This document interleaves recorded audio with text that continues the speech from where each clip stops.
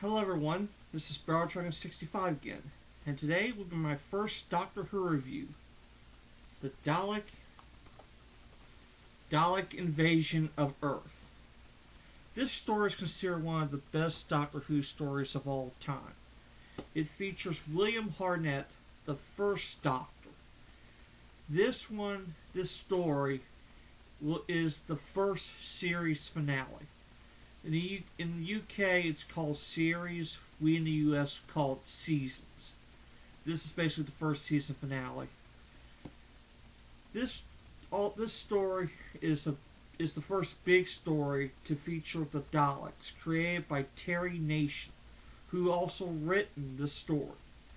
If you watch any of the new Doctor Who episodes now, Christopher Eccleston, David Tennant, Matt Smith, and new Doctor being introduced by the time this video goes on YouTube, Peter Cambrelli. I hope I pronounced that last name correctly. Sorry if I butchered it up.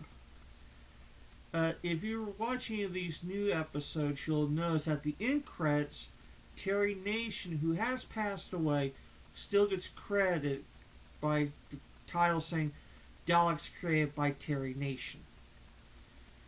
This story also marks the first goodbye of one of the Doctor's many companions. The companion that we're saying goodbye to is the Doctor's granddaughter, Susan. Here's the story. The year is 2164, and the TARDIS has landed back in London. They all go outside. The Doctor, Susan, and other companion and teachers, Ian and Barbara. They all leave the TARDIS and notice how desolate, aged, parts of London is in ruins. The river is so polluted. There are signs saying do not drink or do not go into the river at all because it's so polluted. The TARDIS then gets trapped, or inaccessible. This is a recurring theme throughout the entire Doctor Who franchise. Some stories will have them all leave the TARDIS, and something happens when they'll not be unable to go back into the TARDIS or find the TARDIS. Susan gets hurt, causing the group to separate. Barbara and Susan stay behind, and Doctor and Ian try to find supplies to help get back into TARDIS and to help Susan's swollen ankle. Susan and Barbara then meets some rebel soldiers who basically said Daleks have taken over. Ian, the Doctor, however, gets captured by the Daleks. Susan, while with the rebels, she starts to fall in love with one of the rebels named David. Basically now Barbara and Susan are trying to help stop the Daleks, and the Doctor and Ian try to find a way out. The rebels manage to rescue the Doctor, but Ian gets trapped aboard on the Dalek saucer, which then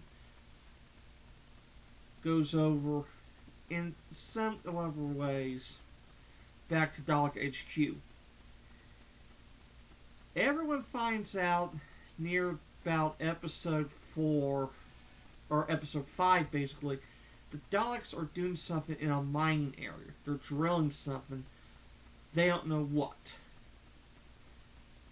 The Daleks' main plan is to convert the planet Earth into some sort of Dalek Death Star. They plan to move the planet itself by making a bomb explode near Earth's core so they can cause some sort of gravity field so they'd be able to move the planet. Ian manages to trap the Dalek bomb near the HQ. So if anything so when the bomb goes off, it blows up the HQ. The Doctor manages to find a way to control the robo-servants. Basically human slaves that have mechanical headpieces on. Daleks controls them.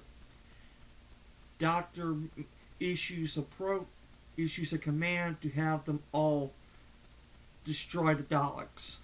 Stop the Daleks destroying, which causes a huge rebellion in the mind. The bomb goes off, destroying headquarters, Dalek HQ, by causing a huge volcanic eruption. Throughout the episode, the Doctor notices that Susan has fallen in love with one of the rebels, and that Susan has a conflict because Doctor believes that he's holding her back. Susan wants to help her grandfather as best she can, but she knows that there may be a time that she would have to leave him alone. At the end, Susan and David are outside talking. The Doctor's near. Two companions are inside. The Doctor shuts the door and double locks it. The Doctor gives a farewell address, including an iconic line telling Susan there must be no tears, no regrets, no anxieties. And then the Doctor leaves with an emotional goodbye to Susan. If you watch the DVD version, you will see some visual changes, especially at the Dalek saucer. There are new camera changes and everything, because this story was made in 1964.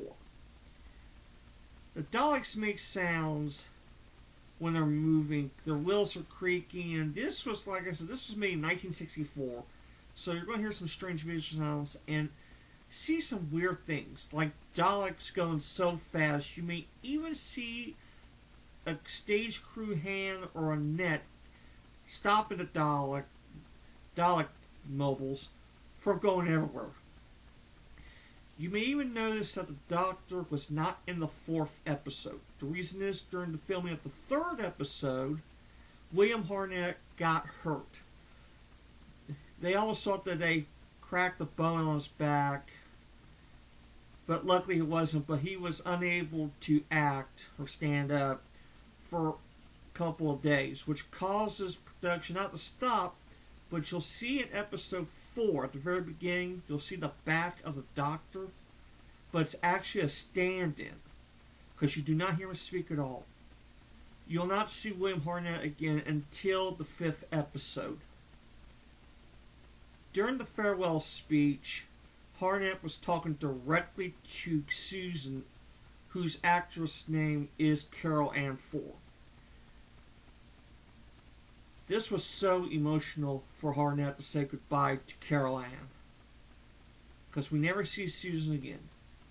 But I mean, if you did pick up the DVD, you'll find special features, including, let me see here, Whatever Happened to Susan, a 1993 radio production starring Jane Asher, written by Andrew Morby and produced by Brian King.